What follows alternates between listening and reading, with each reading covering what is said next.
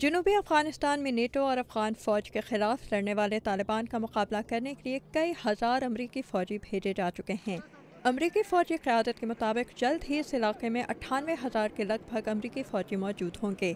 اس کے ساتھ ساتھ افغان پولیس اور فوج کی تربیت کی مہم بھی جاری ہے۔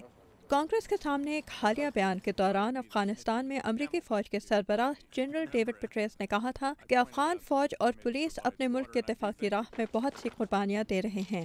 یہ وہی پولیس ہے جس پر عموماً کرپشن کا الزام لگایا جاتا تھا۔ کہا جاتا تھا کہ پولیس والے بارڈر اور چیک پوائنٹس پر رشوت کے لین دین کے ذریعے پیسے کماتے ہیں۔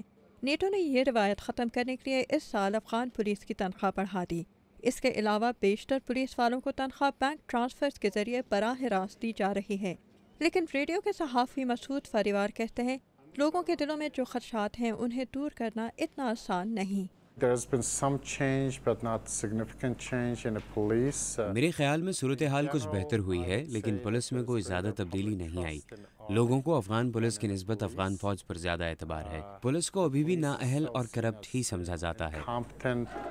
لوگوں کے یہی منفی تاثرات بدلنے کے لیے نیٹو افواج نہ صرف کرپشن کا خاتمہ کرنے کی کوشش کر رہی ہے بلکہ افغان پولیس کو تربیت بھی فراہم کر رہی ہے، جیسے کہ کابل میں ان پولیس والوں کو دی جا رہی ہے۔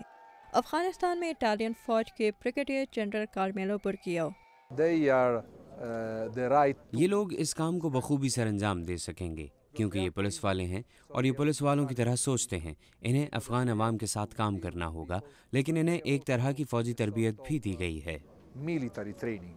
16 ہفتے کے کورس کے دوران پولیس کے ان اہلکاروں کو سڑک پر نصب کیے گئے بم، دہشت گرد حملوں اور تحفظ سے منسلک دیگر مسائل سے نمٹنے کی تربیت دی جاتی ہے۔